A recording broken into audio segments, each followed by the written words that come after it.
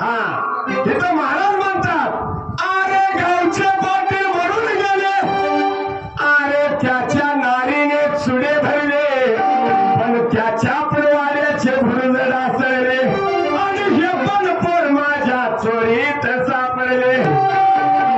अरे एका जनाधारी बाबा आपल्या नारीला जाऊन तुम्हीच सांगा. अरे सांगितले नाही तिला ऐकलं, तिला उरपाट्या झाडाला निघून टांगा. ही पूर्वीचा नियम होता. माणसं कडक होती. लगीन होऊन 2 मुलं झाली तर नवरा बायको बोलत नव्हती. खरंय का खोटं आहे? ही साखरपुड्यात नंबर देऊन आलाय बायकोला.